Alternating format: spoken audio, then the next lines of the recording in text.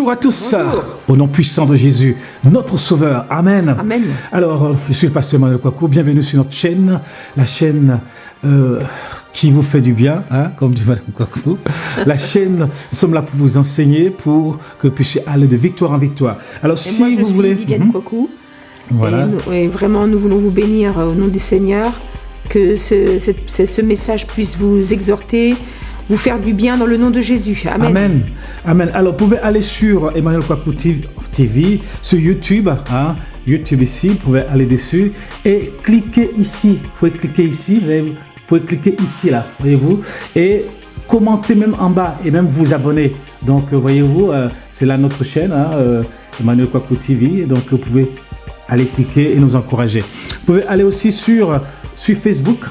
Sur Facebook, vous pouvez aller dessus, donc allez sur, voyez-vous, Emmanuel Kwaku, vous pouvez aller sur Facebook, et lorsque vous arrivez sur Facebook, vous pouvez aller, n'est-ce pas, je vais vous montrer, vous voyez, les prédications sont là, vous pouvez cliquer ici, et même partager, vous pouvez partager, c'est là, vous pouvez partager, et même faire des commentaires dessus.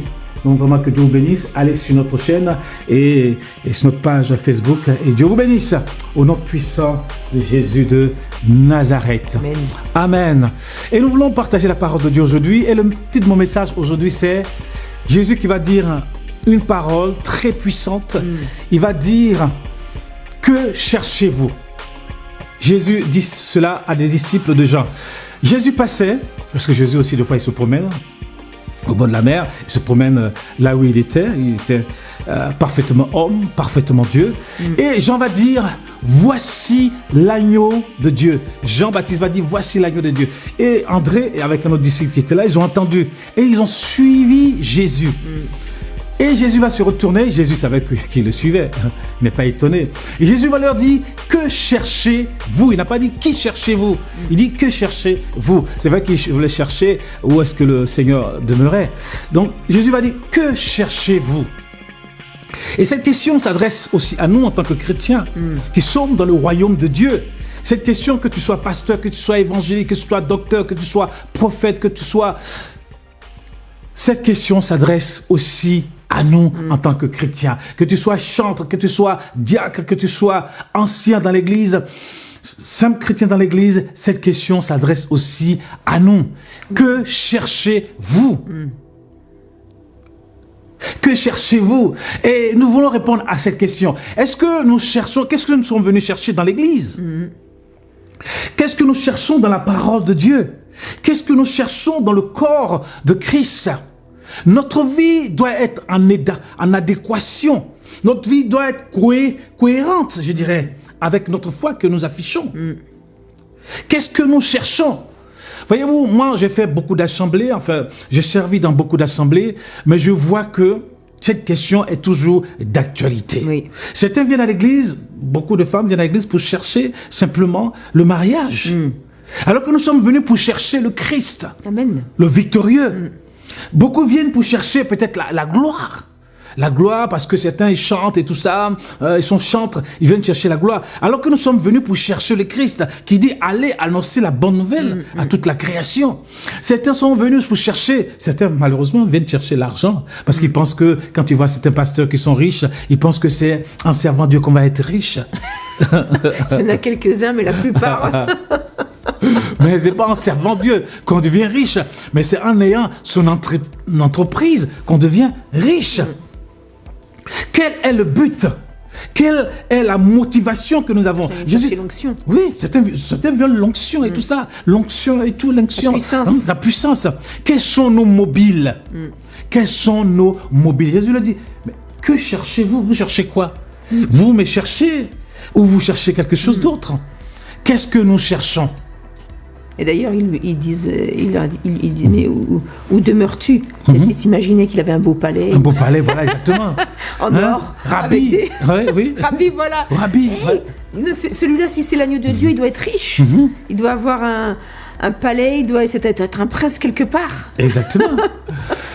Il ne doit pas avoir une duplicité dans la vie chrétienne. Quelquefois, on a l'impression que beaucoup de chrétiens sont malades. On dirait qu'il y a une maladie psychiatrique chez les chrétiens. Les chrétiens viennent à l'église, ils lisent la parole de Dieu, mais quelquefois leur vie est différente. Comme on peut dire, en adéquation, c'est ça, avec la vie chrétienne. Il n'y a pas une cohérence dans ce qu'ils disent et dans ce qu'ils font. Que cherchons-nous? On voit que certains même, ils ont de double vie dans l'église. Certains essaient même de dribbler. Ils font un cache-cache avec le Seigneur. Mais on ne fait pas cache-cache avec Dieu. Parce que Dieu sait toutes choses. Dieu voit. Hein, comment? Comme dit David, où irais-je loin de ta face, où fuirais-je loin de ton esprit. Exactement. Certains essaient de dissimuler certaines choses, alors que Dieu sait toutes choses. Dieu connaît toutes choses. Notre vie doit être une vie droite, une vie de foi, une vie d'honnêteté, une vie loyale, enfin une vie loyale avec Dieu. Oui, est-ce que tu vois? Et le Seigneur dit, que cherchez-vous? D'ailleurs, le Seigneur va dire, mais jusqu'à quand serai-je avec vous? Jusqu'à quand? Tellement les disciples ne comprenaient pas ce que le Seigneur, sur le terrain, sur lequel le Seigneur voulait les amener. Ils ne comprenaient pas, parce qu'ils étaient encore dans, j'étais encore dans le judaïsme, j'étais encore dans la tradition du judaïsme. Et d'ailleurs, heureusement que le Seigneur est allé chercher Paul pour pouvoir annoncer la parole, n'est-ce pas, en Europe ici. Mais les disciples ne comprenaient pas. Ils ne comprenaient pas. Et le Seigneur dit, que cherchez-vous? Que cherchons-nous dans l'église? Les ténèbres et la lumière sont-ils devenus amis dans l'église? Que cherchons-nous? Nous voulons chercher la gloire de Dieu. Nous voulons que les âmes soient sauvées. Les âmes passent de la mort à la vie, des ténèbres à l'admirable lumière de Christ. Il ne doit pas avoir une différence entre le message que nous annonçons et notre vie. Il doit y avoir quelque chose. Notre vie doit coller avec ce que nous annonçons. Nous devons être des modèles. Nous devons être, comment dire ça? Nous avons le devoir d'exemplarité, je dirais, et des modèles dans le royaume de Dieu, de discipline, d'excellence et de rigueur dans le royaume de Dieu. Un devoir d'exemplarité. Que cherchons-nous dans l'église du Seigneur? Moi, personnellement, je cherche la gloire de Dieu. Amen. Je veux que le nom du Seigneur soit annoncé partout dans le monde. Moi, c'est ce que je cherche. Je ne cherche pas une grandeur quelconque, une onction quelconque. C'est vrai que le Seigneur, il y a une onction sur ma vie, une onction sur nos vies. Amen. Mais la seule chose que nous cherchons, c'est la gloire de Dieu. C'est la puissance de Dieu. Nous voulons voir la gloire de Dieu, la puissance de Dieu dans son Église. Et dans le monde, oui. Et dans le monde. Les captifs. Envoyer libre les opprimés, que les paralytiques voient, que les aveugles, que les paralytiques marchent, que les aveugles voient. Non mais voilà, on veut que le royaume de Dieu et sa justice puissent vraiment se répandre dans le monde. Alléluia. Amen. Le Seigneur dit, que cherchez-vous? Le Seigneur se dit, mais cherchez-vous un roi? Cherchez-vous un coach? Cherchez-vous un prophète? Cherchez-vous quelqu'un qui... Que cherchez-vous? Un banquier. Un banquier, que cherchez-vous? Quelqu'un qui va vous guérir, que cherchez-vous? Parce que c'était des disciples de Jean-Baptiste. Et quand ils ont vu Jésus, ils ont laissé Jean, ils ont suivi Jésus. Tu vois? Et le Seigneur dit, mais que cherchez-vous? Vous cherchez quoi? Vous cherchez la richesse? Vous cherchez quoi? Vous cherchez où je demeure? Vous cherchez quoi? Parce qu'il y a beaucoup de gens qui cherchent quelque chose dans le royaume de Dieu. Mais nous voulons chercher le Christ, le merveilleux, le fidèle et le véritable. C'est lui que nous voulons... Avec Jean-Baptiste, il dit, bon, il est gentil, mais on en a marre des sauterelles. Il mangeait des sauterelles. Alors, non, mais c'est vrai, des fois, les enfants de Dieu restent basiques dans leur demande. Donc, où demeures-tu, Seigneur? Bon, peut-être avec lui, on aura mieux que des sauterelles. Amen. Et Jésus a dit, venez et voyez. Viens et voir comment Dieu est bon. Comme dit ce chant, viens et vois et tu verras que Dieu est bon, que Dieu est merveilleux, que Dieu peut agir dans ta vie. Ne viens pas chercher quelque chose, ne viens pas chercher, non, mais viens à Jésus-Christ et répands-toi et Dieu te bénira, Dieu va t'aider et tout ce que tu cherches, Dieu te donnera. Salomon n'a pas voulu, il a simplement voulu la sagesse. Il n'a pas voulu la richesse et tout ça. Mais il voulait simplement la sagesse afin de conduire le peuple de Dieu. Mais Dieu va tout lui donner. Il va lui dire, puisque tu n'as pas cherché la richesse, puisque tu n'as pas cherché toutes ces choses du monde, eh bien, je vais te les donner. Vous savez, Dieu n'est pas fou. Quand tu viens vers quelqu'un, quand la personne sait que tu viens pour le matériel, quand la personne sait que tu viens parce que la sauce est déjà prête, quand tu viens chez quelqu'un parce que tu sais qu'à midi, il y a à manger chez lui, arrivé un moment, la personne en a marre. Mais après, Salomon, bon, c'était facile pour lui dire ça, il était déjà dans la richesse. Avec son père David, il était un prince, il était dans les palais, tout ça. Bon, parce que celui vraiment... Non, mais c'est vrai que quand on est pauvre, la vraie pauvreté, ça, c'est une souffrance. Hein. Même, voilà... Le pauvre, il est pas heureux. Le très très riche non plus. Mais le pauvre, il faut que Dieu lui permette de pouvoir prospérer, de pouvoir s'en sortir. Même si on ne va pas être milliardaire, tout le monde ne va pas être milliardaire ou millionnaire, mais au moins voilà, que nos besoins soient pourvus, qu'on ait à manger, des vêtements et un toit au-dessus de nos têtes. Alléluia. Amen. Et nous voulons venir au Seigneur pour le servir simplement. Le servir. Être un serviteur, être une servante de Dieu. C'est pas Dieu qui est notre serviteur. Hein. C'est vrai que maintenant, dans l'Église, Dieu devient notre exécutant. On en a parlé hier. Moi, ça fait 10 ans que je suis dans l'Église. Toutes mes prières ne sont pas exaucées. Ceci, cela. Donc moi... Bon, Seigneur, là, je t'avais demandé, là, depuis 3 mois, là. Depuis 3 mois, je t'ai demandé un travail. Qu'est-ce qui se passe? Je suis toujours à la maison. Mais qu'est-ce qui se passe, Seigneur? Moi, j'en ai marre, hein. J'en ai assez. Hein. Franchement, et puis bon, moi, ça fait 2 ans que je demande un mari ou je demande une femme. Qu'est-ce qui se passe? Alors, tu te presses un peu? Non, mais c'est vrai. Dieu n'est pas notre serviteur. C'est nous qui sommes les servantes et les serviteurs de l'Éternel. Dieu n'est pas là pour nous servir. On ne presse pas sur un bouton et puis Dieu agit. Non. Dieu fait toutes choses selon sa volonté. Amen. Dieu fait toutes choses par grâce, c'est une faveur. Par grâce, parce que nous avons cette foi en lui. Et la grâce et la foi vont ensemble. Tu vois, nous avons foi en lui et Dieu agit par grâce pour nous bénir. Dieu n'est pas obligé. Dieu prend ses responsabilités, mais Dieu n'est pas obligé. Et Jésus nous pose encore cette question, que cherchez-vous? Nous sommes venus pour, Seigneur, te servir. Amen. Nous sommes venus parce que nous voulons te suivre, Seigneur. Les disciples ont suivi Jésus. Et nous voulons suivre Jésus parce qu'en lui, nous avons tout trouvé. En lui, nous avons trouvé la paix. En lui, nous avons trouvé la joie. En lui, nous avons trouvé l'amour. En lui, nous avons trouvé la protection. En lui, nous avons trouvé l'encouragement. En lui, nous avons trouvé la consolation. Nous avons trouvé tout en Jésus. Nous avons tout pleinement en Jésus. Tout pleinement en lui. La plénitude est en Jésus. Nous ne cherchons pas autre chose. Nous voulons suivre le Seigneur.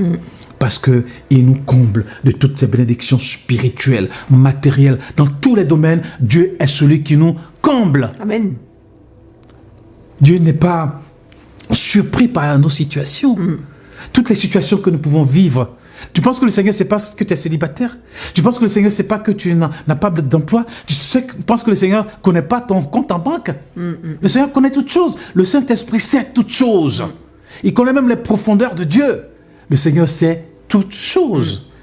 Vous savez, des fois on réfléchit avec notre petite tête, on se dit, mais est-ce que Dieu vraiment... Dieu, il sait que j'habite ici. Il sait mon adresse, il connaît mon numéro de téléphone, il sait toutes choses de moi. Et Dieu sait ce qu'il va faire de moi. Tu vois, il dit, je te connaissais même avant la fondation du monde. Dieu nous connaissait avant la fondation du monde. Et Dieu savait dans quelle famille on allait naître. Et Dieu sait ce qu'on va faire. Et Dieu sait ce qu'il va faire de nous. Là, pourquoi il dit, que cherchez-vous? Vous êtes parti avec Jean, c'est vrai, mais vous voulez venir avec moi. Mais qu'est-ce que vous voulez vraiment chercher? Est-ce que vous voulez vraiment me suivre? Est-ce que vous voulez vraiment me servir? Ou est-ce que vous voulez vraiment servir votre volonté, servir vos intérêts, servir votre popularité, servir pour votre gloire, servir... Qu'est-ce que vous cherchez? Nous voulons servir Dieu afin que les âmes soient sauvées.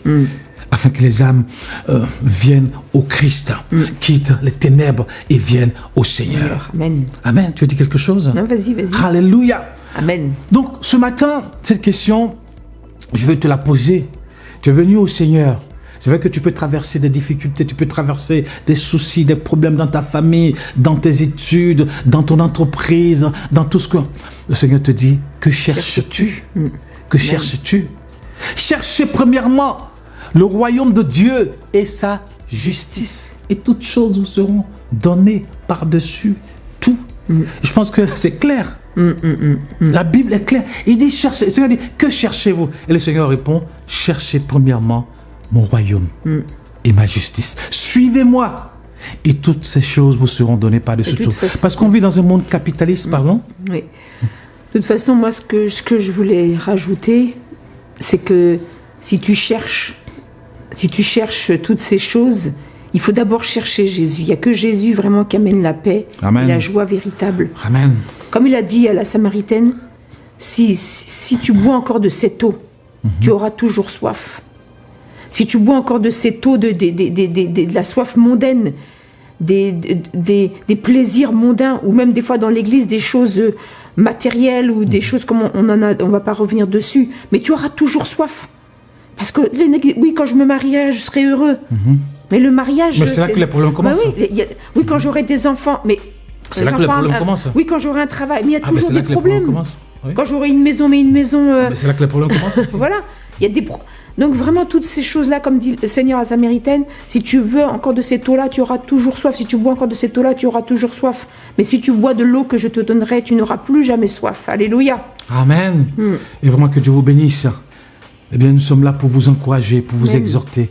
Cherchez premièrement le royaume de Dieu. Cherchez à servir Dieu dans l'église. Cherchez à plaire au Seigneur, non pas à plaire aux hommes, mais parce qu'on veut plaire aux hommes, mais cherchez à plaire à Dieu. Cherchez à servir le peuple de Dieu. Et ainsi, le Seigneur ouvrira les écluses des cieux pour vous. Et Amen. Dieu vous bénira dans tous les domaines de votre vie. Vraiment que Dieu vous bénisse. Nous prions Dieu pour vous, afin que Dieu vous bénisse, bénisse vos enfants, bénisse votre mariage, bénisse votre entreprise, bénisse votre région, votre pays. Et vraiment, nous sommes très heureux de pouvoir partager ces moments avec vous. Le Seigneur dit, que cherchez-vous? Nous voulons dire, Seigneur, c'est toi que nous cherchons. Amen. Et nous t'avons trouvé, toi le véritable, le merveilleux, le tout-puissant, l'alpha et l'oméga, celui qui vit d'éternité en éternité.